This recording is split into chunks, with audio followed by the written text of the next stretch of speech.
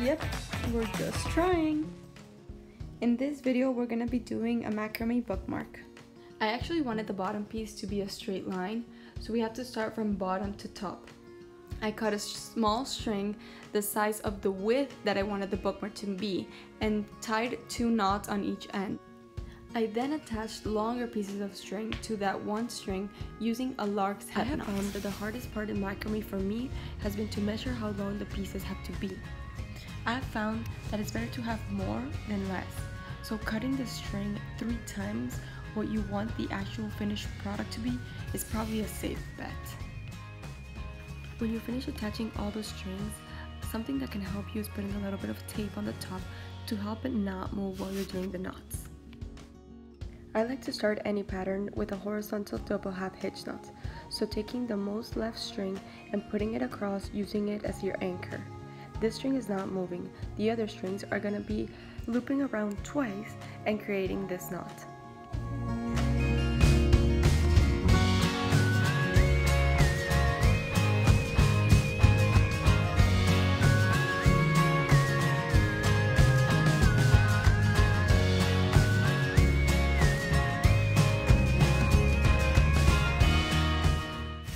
After the horizontal double half hitch knot, I took the 4 center strings and did a square knot. This is done by taking the left string and putting on top of the 2 center strings and the right string on top of the left string and pulling it through the bottom just as you see in this video. This part is better to watch than me to explain it. Then pulling tightly, leaving a little bit of space on the top.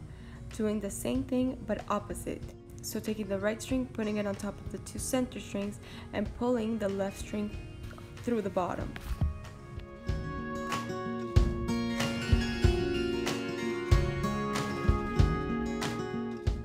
Then I did a diagonal double half hitch knot, taking the most left string and putting it downward diagonally and looping these strings around it using a double half hitch knot. I'm not going all the way through, just until the center strings.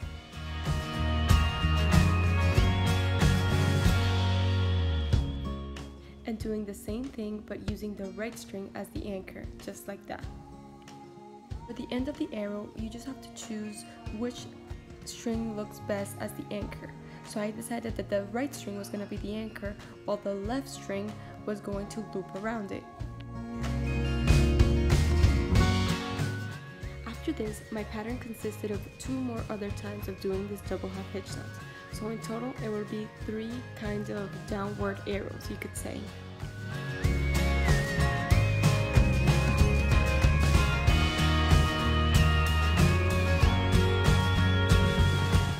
For the last row, I actually did it all the way across to create an X shape.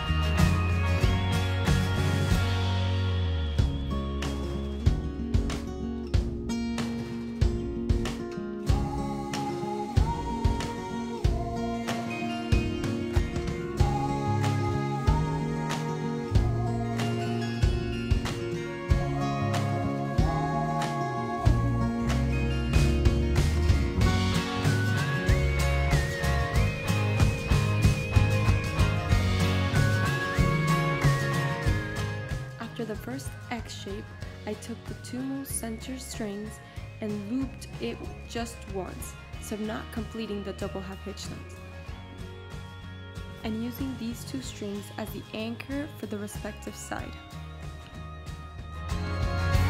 And then I wanted to do a diamond shape. So taking the anchor of the last row on the right side and placing that to finish off that one side of the diamond, and repeating that on the left side.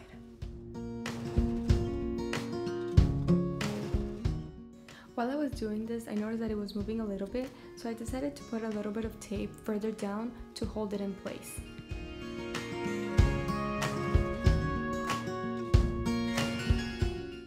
After doing the first diamond, I decided to do another simple diamond just like we did the first one. When the diamond shape is finished, you're going to start doing the tassel part. I already did one side, but I'm going to walk you through how to do the other side. Just like you've been doing the whole time, you're going to take the farthest string and use it as an anchor and looping the other strings doing a double half hitch knot. The only difference is that when you're done, both strings are going to come together and work as anchors, so looping the other strings around the two strings. When that one's done, you're going to take the 3 strings that you were just working with and using them as anchors.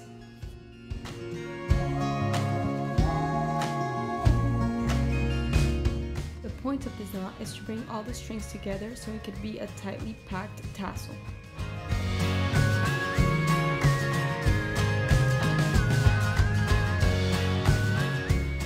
When I was done, I noticed that the tassel was not going to be as full as I wanted, and since I had so much remaining string, I folded it in the middle.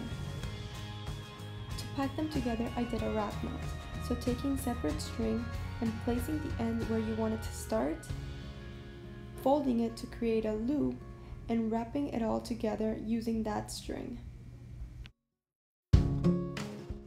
Make sure that when you're wrapping it tightly so all the strings pack together.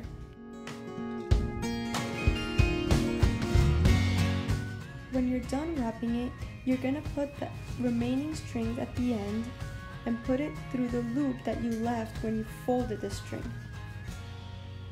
When you're sure that it is through that loop, you're going to pull on the other side the remaining string that you left. And when you pull it tightly, the loop is going to go inside of the wrap.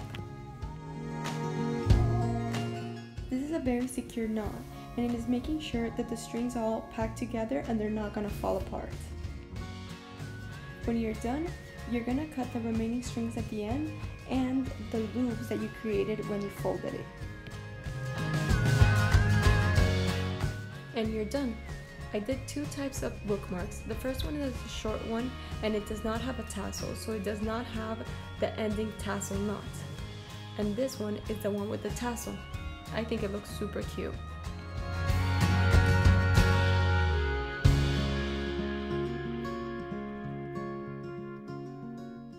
Remember to subscribe, like, and comment other DIYs you want us to try.